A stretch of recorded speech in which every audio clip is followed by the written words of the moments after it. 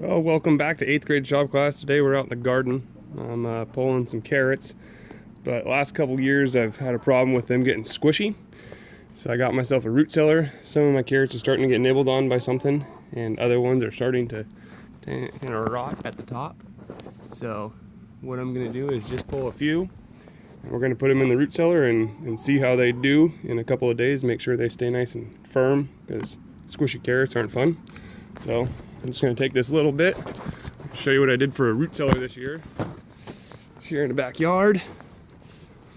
Last year I just had one bucket buried in the ground, and that did pretty good for potatoes. This year I put this piece of plywood over the top, kind of keep the sun off of it.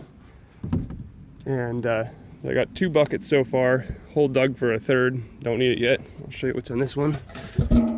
This one I got 80 pounds of potatoes, and I stored them just in crates like that.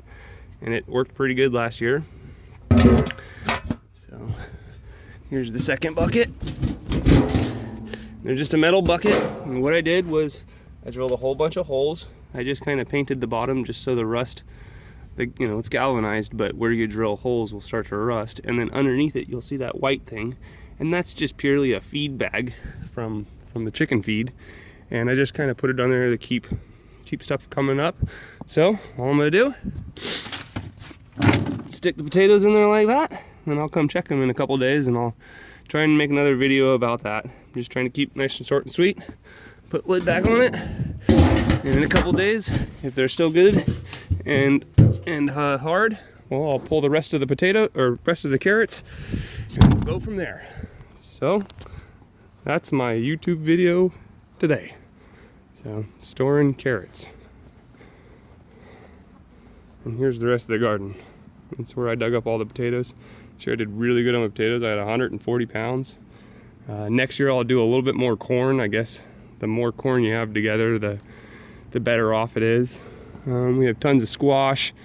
That right there's our asparagus, and we're just letting it go back to seed year after year so we can finally harvest it. It's been about 3 years now. I'll show you another thing real quick. What I did with my carrots this year, I made a really tall raised garden. So it's about 18 inches of solid soil. So I have the most soil that I can get that's super soft, and to let them grow nice and long. And I did pretty good. So there's tons in there. I'll pull those in the next couple of days. Talk to you later. Thanks for watching.